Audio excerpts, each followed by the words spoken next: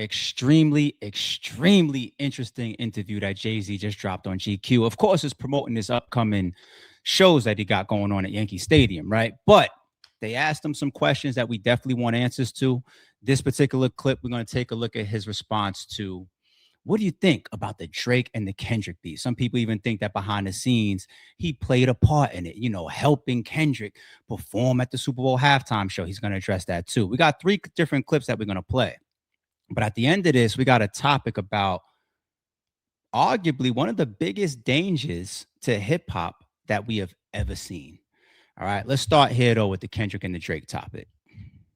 We love the excitement, and I love the sparring and the music you get. Mm-hmm. But in this day and age, it's so much negative stuff that comes with it that you almost wish it didn't happen. Really?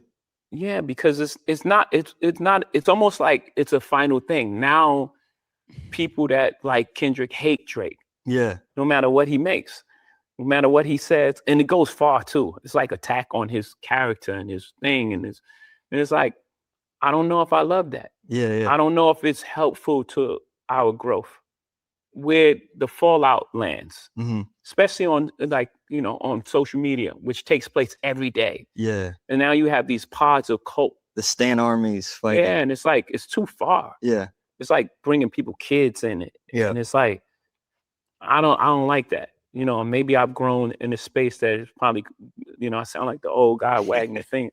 But I think we can achieve the same thing as far as like sparring with music, with collaborations more so than breaking the whole thing apart. Yeah. It could stand it before because there was no social media and there was no thing. And, you had the battle and it was fun and then you moved on. Right.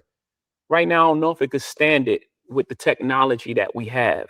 Because it takes up so much oxygen. It takes up so much oxygen. Yeah. And now it's just like every day they're just trying they're to still talking about it. It's not just talking about it. Not like, yo, this song I like this. Yeah. It's like trying to tear down the people's life. Yeah, yeah. It's like trying to, wreck this guy's marriage or this guy's relationship with his child. And it's like, I don't know, man. I don't know if it's worth it at this point. Yeah. I don't know. That's interesting. Again, I love the idea that we got so much music in such a short period of time. Great music. Just everything around it was just like, man, it's like taking us a couple steps back. Yeah. And we just grown so much that I don't know if, I guess I'm gonna say it, I don't know if battling needs to be part of the culture anymore. Interesting. I hate that I have this point of view. I do, because I know what it sounds like. I know what it feels like. I hate it. That was a big closer, especially for all of us battle rap fans, right? All right, let's take a step back first, though, before we get to that. The big call out for a lot of us, and he catches himself slightly when he says, I don't want to be the old man wagging my finger. And it does come with him aging and being mature and looking back on some of the shit. But one of the biggest rap battles in rap battle history, of course, is Jay-Z versus Nas. Kendrick and Drake took over that title, and I don't think it'll be beat in our lifetime. We will never see something that massive, and then the fallout after the UMG lawsuit, the sweeping of the award shows, the mega record-breaking tour that Kendrick and SZA did, the halftime show. It was out of this world. Okay, they not like us, and everything that came from that, we've never seen, and we will never see something of that magnitude ever again. But Jay-Z and Nas damn sure stopped the world too. Okay, so the biggest call out when people think is hypocrisy here for Hove is the whole it goes too far. Nigga, me and boy AI got more regard, get it, more skeeted on your baby. See, you brought the kids in as well. Was this a super young Jay-Z that dropped Super Ugly? No, it wasn't. Was he in his 20s when Super Ugly came out? I don't think so. It was a grown, matured ass man when him and Nas got into it. And he brought the kids in. He tried to divide relationships, important relationships, father, child, baby, mother, by doing all that. So there's some hypocrisy there, but you still want to give space to somebody's growth. And Jay-Z earned that. He earned the ability to be able to get to where he's at, this billionaire stature, man in his 50s, and look back on the culture as well as the big moments that he's had and critique. He's earned it. He's earned it. So that's the big call out there first. Now, when we talk about battle rap, like let's go to that closing piece, battle rap and the negativity that comes with it. Is there a such thing as battle rap without it? Well, he gave a hint and a suggestion to it. He was just talking about, you know, competition via like featuring together. You know, collaboration is the word that he used. We get that a ton. We get that a ton. We don't get it as much in this era as we did the golden era of hip hop, as we did in the 90s and some of the early 2000s. That's when we saw two different rappers featured on a song, even us as fans made them compete. As a matter of fact, I could use Jay-Z again. To this day, people say, you lost to Eminem on Renegade. They wasn't battling in that sense. They didn't stand in front of each other and craft material for each other and say, I'm dissing you for the relationship with your mother, Eminem. I'm dissing you for getting kicked in the elevator, Jay-Z. No, it was just, I'm going to bring a verse to this song. You're going to bring a verse to this song, and let the world just judge who's better. And the fans and us as a hip hop culture, we've been doing that forever. We love that. But the pure battle rap, direct, it is on between me and you, and we are all out dissing each other. That has been there since the sandbox and the inception of hip hop as well. Right. So they kind of coincide. If you remove the dissing aspect, here's the thing. And I don't want to talk about modern day era battle raps on a stage, like with the battle rap leagues, like what RBE has done, for example, right? Let's just talk about the industry. We're both on a track and we both just see who's better on some renegade type shit without dissing each other directly. Does battle rap maintain like that?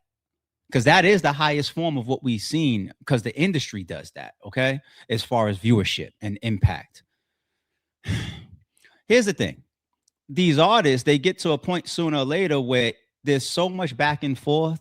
There's so much where it's not direct, and you don't establish a full winner. How much of the time? 50% of the time, at least. It's just your fan base versus my fan base. Sometimes there's the clear cut distinction of levels, but there's no real clear winner.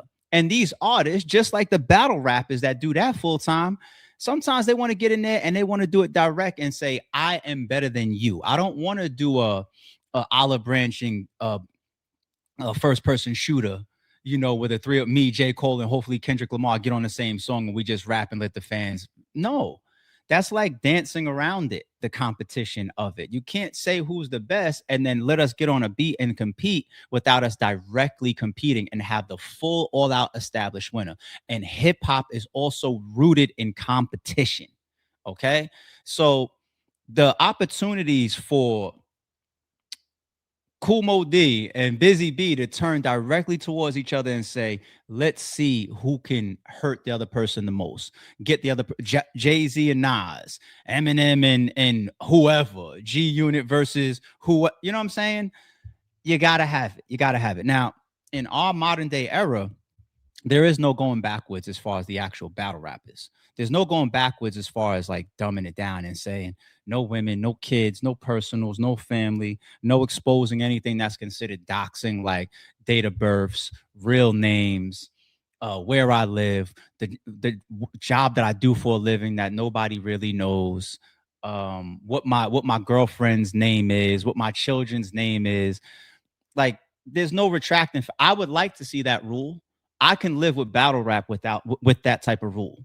You know what I'm saying? Because the stuff that these guys craft, especially like the punchlining and the metaphor and the double and triple entendres of it or whatever, I can be wowed and have these guys directly dissing each other without that super highest level of personals. But personals are in there. Some people credit the maths of the world for bringing it in versus Rex, those third rounds. And who's going to know that their opponent is a fraud and not rap about it? Who's going to know that their opponent got robbed last week and not rap about it? Who's going to know that their opponent is running around with some I'm rich image and knowing that they just was in and out of court behind some $400 lawsuit and not rap about it? You know, so it's almost like we take the good with the bad. the negativity of it, to close out this piece right here, of where I do identify with Jay-Z saying, is look at the lack of crossover ability for battle rap into the mainstream. I once had a three-way call with Mook and Dame Dash. This is when we have Mook and Averb coming up. Mook gets me on a three-way call with Dame Dash, and I listen to them argue for like 3 hours. Not 3 hours, but one thing that Dame mentioned, he was like, one thing about you league owners, one thing that you guys need to do is you guys need to soften battle rap and make it more presentable and acceptable to the masses. What you guys are presenting right now, it's raw, it's gritty, it's scary, and it scares people off. You need the crossover ability. You need some of them kind-hearted, never been into shit, non-street people to be able to look at your shit, your product, and say, wow, I can relate. Oh, wow. It's like when you see news and they say a rapper has been charged. There's that clear separation almost when it comes to the culture of hip hop and sometimes even Black culture that still creates fear in America. We're scared of it. It's not acceptable. It's thuggery. It's gangsterism. And it's not accepted in corporate. It's why all you gangsters that have 9-to-5 jobs, all you guys pick up your jeans when you walk through the doors of your office. Corporate America and the hip hop culture have never fully identified as far as like, or I shouldn't say identified, because corporate America uses the fuck out of hip hop. It's one of the biggest commodities. But I'm trying to say the meshing of the culture. You got this, you're a multi-billion-dollar industry, so we're going to figure out how to leverage it, and that's what we get. And as far as the meshing versus I understand you, I am a part of you. That's a big difference. And battle rap, the way that we present it, the way that the rappers present their artistry, the way that they diss each other, the type of stuff that we talk about, the vulgarity of it, mainstream, good luck. You can't even get on YouTube and say too many back-to-back curses without getting unmonetized. So imagine battle rap reaching that peak. It's very tough. And that's why we've remained, that's one of the reasons we remained a niche market. Okay. Now, let's move on. Let's move on to the next step. And we still didn't get to our topic about one of the biggest dangers I've thought about as it pertains to the survival of hip hop. Now, hip hop ain't going anywhere. I don't want to scare y'all, but I think I took something pretty interesting from one of Jay-Z's clips. And we'll get to it. Well, I'm just saying, as someone who was part of probably the genre's biggest rap beef, Well, until now. as a spectator, Yeah. what did you think of the 2024 back and forth between him and Drake? I'm going to have an answer you're not going to like. Okay. Well, I don't know if you're going to like. That's presumptuous. I think that, look, there was 4 pillars of hip hop. There are 4 pillars of hip hop, right? Yep. There's breakdancing, Yep. and so Yes. graffiti. Yep. There's DJing and battling. Yes. Yep. Breakdance Yes. is not at the forefront of rap anymore. It's actually an Olympics sport. So that's dead. Graffiti, Yeah. beautiful, in certain places. Yeah. And even in like, major art and like Keith Haring Yeah. Yeah. and Basquiat, actually, a street artist, Yeah. took it to a next level. It's not part of hip hop. Mm-hmm. DJing. The DJ was in the forefront. It was Jazzy Jeff and the Fresh Prince. Right. Mm. Yeah. Eric B and Rakim. Yeah. You don't even know the DJ for half of the artists anymore. Who's Yeah. Drake DJ? I have no idea. Okay. Couldn't tell you off top. That no longer exists. And the last pillar is battling. We love the excitement. And I love the sparring and the music you get. Mm-hmm. But in this day and age, it's so much negative stuff that Those pillars of hip hop. If you notice, if anybody that's caught the interview that I did on Fox 5, it's pinned to the top of my Instagram. It's pinned to the top of my Twitter. It's my favorite interview that I've ever done, because I felt like it fully captured who I am, what I am, why I am, along with the legacy of RBE. And I spoke about that, the pillars of hip hop, because you get those questions in big, capturing interviews like that. What turned you on to hip hop? When did you come into hip hop? Well, I'm an 80s baby, so I'm born into it. But hip hop for me and for many, it's not just the music. That's what some people think. The history is, we are a culture, we are a lifestyle, we are a way of life. The way you talk, it's all hip hop culture. But those pillars, including DJing, graffiti, breakdance, and then of course the hip hop, the actual artistry, the rapping or the battling, those are the pillars. And 3 of them are gone. 100%. Graffiti, I used to tag. Get your paint markers to the point where they started going into the stores and Home Depots and locking away paint markers, tag up on your school desk and shit like that, tag up in the hallways. I used to buy graffiti from Gano. If anybody knows Staten Island, you know who Gano is. Okay, he's one of the biggest graffiti artists, and he's a very popular, and he's actually an actor. Gano was in movies like Shaft. What other movies did Gano make it to? But anyway, but if you were Staten Islander, you know who Gano is. All right. And I remember when Gano used to sell his graffiti out of the check cashing on Port Richmond Ave and his oils. And I remember I used to look at his graffiti, and then out of like respect and appreciation of him showing me his graffiti and building with me, and I'm there cashing a little summer youth check or something like that, probably. I'll pick up some of his oils. Humble, early day Gano. How about rest in peace, Cairo? I'm talking Staten Island shit. Rest in peace, Cairo. You know what I'm saying? Like graffiti is something that I was raised up in and loved and felt. I was never that good with it, but I tried. Breakdancing, who didn't? Who didn't? Who wasn't jumping off of furniture and trying to come down, do splits and the Running Man and the Cabbage Patch? And who wasn't doing all of this as a kid? If that was your era, if you was born then, it's gone. Like we have breakdancing and crumping competitions, especially overseas. It's still big. But as far as it carrying, when somebody says hip hop, graffiti, DJing, and breakdancing don't jump in people's minds, it's not synonymous anymore. And as far as the DJing, the rappers would do that. They would promote the DJs. They would say, my DJ this, my DJ that, and they lyrics. It's gone. My DJ cutting up on the 1-2 is gone. Good luck. If you catch a good club or a good event, night spot or something, where the focus is. I went to a club one time and the DJ was remixing, cutting up, and blending the fuck out of his whole set. It was like a 45-minute set, and everybody was just like, they gravitated off the dance floor or towards the front of the dance floor where he was, and were just standing in front of him and cheering him on. And he was just blending and beats with certain songs that we never heard before. And the way he transitioned from, he was putting on an incredible show. You see some of those on YouTube. But that's when we get actually compelled by like, oh, the DJ is actually mattering. And that's random. That's like throwback shit, it feels like. So Jay-Z, absolutely right there. I needed us to capture that piece before we got into the topic of the danger of hip hop. But last but not least, before we close out with that topic, I just wanted us to see Jay-Z addressing his choice for Kendrick Lamar to perform at the halftime show. Did a personal thing that you chose Kendrick for the Super Bowl. It's like, oh man, he's choosing the side and he's putting, and he's not. Like I don't have, what do I have to do with that? I chose the guy that was having a monster year. I think it was the right choice. Word. It wasn't in some sort of alliance to a battle. I don't. Yeah. What I care about them two guys battling, like, what's that got to do with me? Word. Have at it. Have fun. It's almost like not just me, by the way. They drag everybody in it. Like everyone's part of this conspiracy to undermine Drake, I guess. But like, what the fuck? Like what? I'm fucking Jay-Z. or due respect to him. I'm fucking Hov. Do respectfully. Word. Like for what? To what end? Yeah. It couldn't be that these guys just don't like each other. Yeah. And I think they haven't liked each other for a long time. Before you had anything to do with it. For a while. Yeah. I think this has been brewing, just like me and Nas was brewing. Yeah. It didn't happen at the Summer Jam.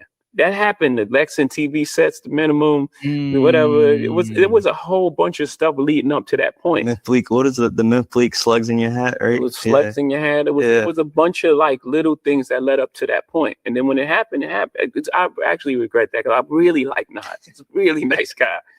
But also to your point, like I remember I was like 10 or 11 when that happened. I was like, pick a side. Well, I was on your side. Yeah, I can clearly. But my position was I can't go out and buy Stillmatic or ask my parents to buy Stillmatic. Yeah. But I'm gonna borrow it and burn it because I can't deny one mic, you know? Like I want to hear it. Yeah. But I ain't supporting them. Word. Yeah. Dope. You got to give Jay credit for his Cloud9 movements because they've always worked, whether he doesn't engage in certain battles at certain times or ignores certain things. It's like he'll have some of the biggest controversies around him. Like think about the thing with Busby last year. Think about obviously the whole Super Bowl pick thing. And all that he could tweet, he could do an interview, he can do it, go live. He don't even use social. He do whatever he want like this. That man will spend 12 months before he turns around and addresses something. And then by then it's died down. People aren't as invested in it anymore. And then when he says his answer to it, it lands that much easier because people are less invested at that point to pick it apart. No, I don't believe you about the everybody's calmed down. You know, he like lets all the smoke clear and it's just like, oh yeah, so about me choosing last year, the halftime show. It's like, oh shit. We forgot about it. But I always said that. I always said, come on, man. Like, we all love Lil Wayne, especially with the Super Bowl being in New Orleans. Yeah, that's dope. But if it's about picking the right person, the biggest artist, the biggest impact to create that moment at that time, and you're doing a job of selecting that, it's Kendrick. He's got it right now. He was sitting in a throne. He had the most energy, and he was the biggest man on top of the mountain. You know. So anyway, we don't have to get back into that. We covered that a million times already on this channel. Um. Also, the whole thing about him being Hove and what do I care? Let those guys have it out. I could also relate because when he mentions the behind the scenes stuff that happens so much, and then maybe you get a interview, or maybe somebody lashes out and says something, or maybe somebody finally tweets. You guys just get that point, and then that's your starting point. And it's just like, no, you started. It's like, nah, what you didn't know all of this little small stuff that was happening all these years. You guys either missed it, you didn't catch on, you didn't know about it. It was sneaky. So I could 1000% relate to that. 1000%. All right. In closing, now let's get to this topic real quick. The dangerous spot that hip hop is in. Now, is hip hop going to die? Fuck no. Like I said earlier, it's one of the biggest commodities in the world. The way that hip hop is leveraged, the way that it's sold, some of the biggest corporations and companies in the world they use hip hop to promote. We have billionaires from hip hop. We have powerful figures. We have expansion. We have hip hop is, your time to kill it was in the 80s. And then there was even the government played a part in trying to stop and stamp out hip hop. And we survived and we got stronger and stronger. And the rebellious nature of hip hop is embedded in a lot of us. And then fast forward, we're a multi-billion-dollar commodity, probably more than billion, probably trillion. Shit, if UMG is worth a billion plus or a couple billion, right? That's just one company that invests in people like Drake and Kendrick. Like there's probably trillions or more than that when you collectively say, who's generating money directly or indirectly tied to hip hop across all the rappers, all the companies, all the corporate, anyway. So it's here to stay. It's not going anywhere. I'm talking about the roots of it. So we just talked about the 4 pillars, and 3 of them pretty much either being in the background or not being mentioned or being gone and pretty much evaporated from what we interpret as hip hop at this point. The next generation of people, if they don't carry the history of hip hop properly, they will never discuss graffiti or DJing or maybe not even breakdancing. Breakdancing maybe will be the longest of the 3 to last as far as DJing and graffiti, and the tie into hip hop. But graffiti and DJing definitely. By the next generation, who knows? Who knows? Who knows? So when he says that 4th pillar, I've always said the actual rapping is the 4th pillar. He said the battling is the 4th pillar. Whatever, right? But if the actual competitive nature of hip hop and the battling is the 4th pillar, if the other 3 are already wiping away, what does that say for the grassroots and the history of hip hop?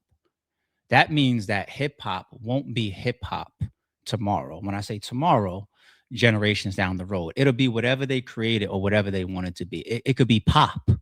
Hip hop could literally be pop at that point. Like, let's say I'm not mad at the Little Yachty's or the Uzi Verts of the world or whatever. But what if 50 years from now, it's the top 10 rappers are Little Uzi Verts. You know, they dress like him, they talk like him, they look like him, they rap like him. The history of hip hop and the grass, it'll be gone. It'll be dissolved. And when I say that pillar of battle rap, as Jay-Z says it, the fourth one, of all places to also be on its decline along with the other three, ours is too. Ours is too. Now, can the industry save that piece of it? Yes and no.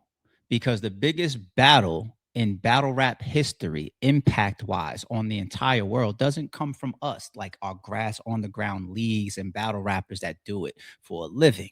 It came from Drake and Kendrick. And all the biggest impacts, they come from industry artists going at each other. Eminem doing it, Jay-Z doing it, Nas doing it, Kendrick, Drake doing it, etc. Lil Wayne doing it, etc. 50 Cent doing it, etc., etc., etc. It comes up there. Okay. Now, when you think about the Drake lawsuit, this was one of the biggest problems that a lot of hip hop people had. They said, if he wins that shit, are the UMGs of the world, are the record labels out there, are they going to start being scared to allow their rappers to diss somebody on a battle rap level with personals, because they can end up getting sued for hundreds of millions of dollars because they backed it, they endorsed it, they have that person contracted, they allowed it to go out. It ended up on Spotify. It ended up on iTunes Music. It ended up on like streaming platforms. And then the streamers have to fall back, the YouTubers and the reactors have to fall back, the companies have to fall back. It's a domino effect. Drake was literally a part of what could have been a huge pivot in the history of hip hop for that fourth pillar going forward for time to come.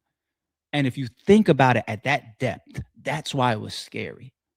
That's why it's still scary, because he's appealing right now, right? It's just like, you know not what you do sometimes. And he's his own person. He's an individual. Drake doesn't walk into court behind feeling like he's owed hundreds of millions of dollars, thinking about the preservation of hip hop 30, 40, 50 years later. That's probably not even his top concern. Most people don't care about what's going to happen when they're in the grave. It's like, oh, it is what it is. I've done what I've done. My legacy will carry. Hopefully my kids and my family is good, but I'm gone. You know what I'm saying?